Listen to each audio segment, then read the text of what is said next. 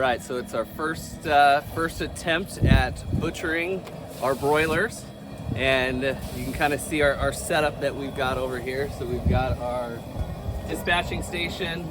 We're probably going to want more than one cone, but it's the only one we could find. So it'll probably change for next time. But so you've got your spot where we're going to dispatch them here in the cone and a blood bucket, and then we're going to scald them here in the boiler. So you want it to be about between 140 and 150 degrees, just until the skin starts to come off of the feet, and then they're ready to come out.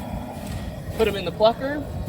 Once we drop it in the plucker, it'll go ahead and defeather everything. Then we'll go on to the evisceration and getting it ready to package up, and then into the bucket. So this is our first go at it. Hopefully it works. Once they're defeathered, they'll go here, and we will take the innards out. We will also get the feet. You can save that to make stock, or you can choose to not save it. And then they go over here, and you keep them cold until you're ready to package them. And since we have a lot and only 2 of us, they may stay overnight, and we may do most of the packaging tomorrow. All right, so take 2. Our cone did not fit the Cornish cross. They tend to grow a little bigger. So this bucket was cut up so that we could fit a larger bird in it. So, and then it's just kind of screwed in there.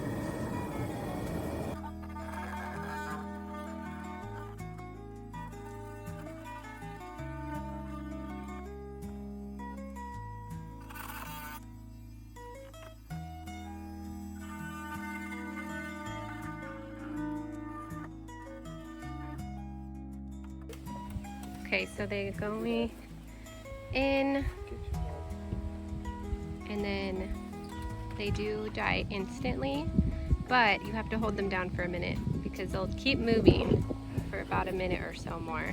Before you move them into the boiling water, you want to just make sure that they're completely gone. Okay, then he goes into the boiling water around 140 degrees. And how long are they in there? A couple minutes, just until the skin starts coming off of the feet. And then we'll just move them into the pucker next.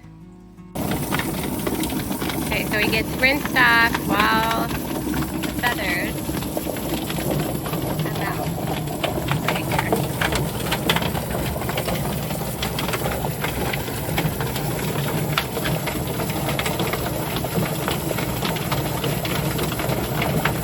Okay, so it came out and there's no feathers. For the most part. For the most part, there might be a couple left. You just gotta pull some of these last little pin feathers and things, and we're gonna cut the head off anyway, but. And just let it cool, and then when they've been sitting for a little bit, then we bring them over there. Okay, so the first thing we wanna do, because we're gonna use the feet for making broth, you wanna kinda take this off. They call it like the glove. Basically like the skin that would be around the feet normally. We put that part of it back into the guts, but this is, people kind of get grossed out by the feet, but it's actually, you're kind of taking the skin and the part that would have been yucky touching the ground off of it anyway. And so it's really not that gross to use them for stock. Mm-hmm. And so once we kind of get that off, and if you like scald it well enough, it should just come off pretty easy. This one might not have been quite enough. And then on this step, we also kind of want to just really lightly go over it, make sure we didn't miss any kind of small pin feathers or anything. Don't worry about the head because that's just going to go in the gut pile. This one looks pretty good, so we'll flip her back over. Just kind of pull the neck out a little bit, and sometimes you got to find a joint here to go through. And then for the legs here, you just kind of give it a little bit of back pressure. Find that joint, cut it off.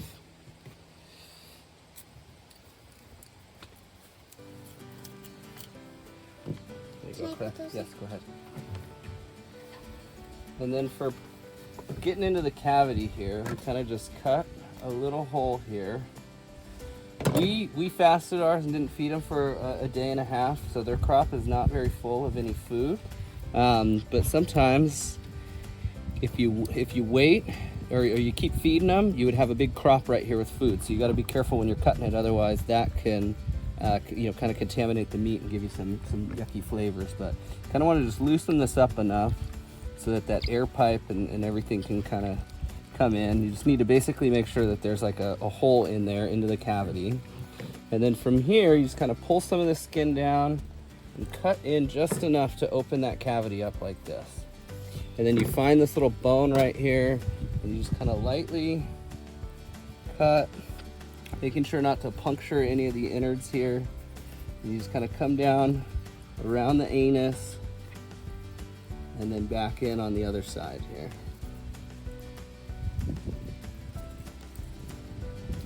That's all freed up, and we can kind of start freeing everything around here, getting your hand in there. What you kind of got to do is just break everything loose from the, you know, the inner skeletal wall, and just start pulling it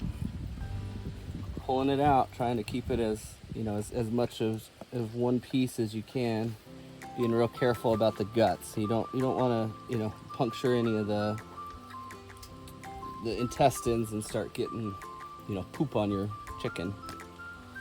And we kind of, I found the hardest part is getting this windpipe out, but once that's out, everything kind of comes out pretty easily, and you can, you know, pretty easily just kind of pull the rest of the guts out here, and it's all cleaned out. A lot of times the lungs will be kind of tougher to get to, and they'll stick to the you know, rib cage on the inside, and so you're gonna have to dig those out with your fingers.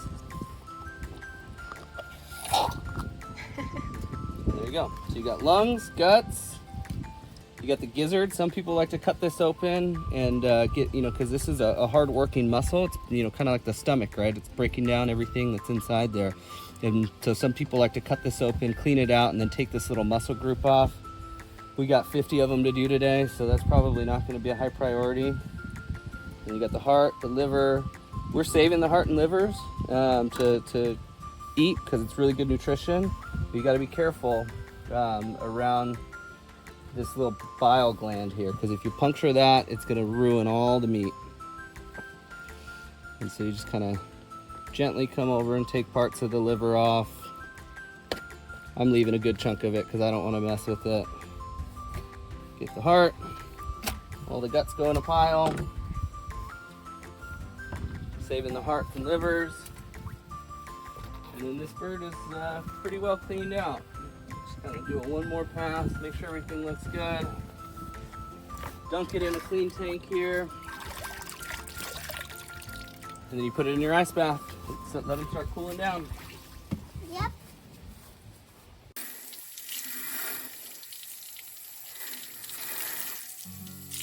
So we are processing the chickens that were in the cold water, and our plan and system this time is to do like compartmentalize them all. So we have breasts with breasts, thighs with thighs, and so on. And then we are vacuum sealing them and putting them in the freezer. And we also are saving everything else that we get so we can make lots and lots of chicken stock. And then next weekend, when we do the rest of the 20 chickens, those we won't cut up. Those will be our whole chickens. So it'll be a little of an easier weekend. All right, Josh, what's your job? I put thighs in this bag and chicken and drumsticks in there. Wings for... Those are for Claire. Claire, what's your job? What are these? My job is to put the breasts and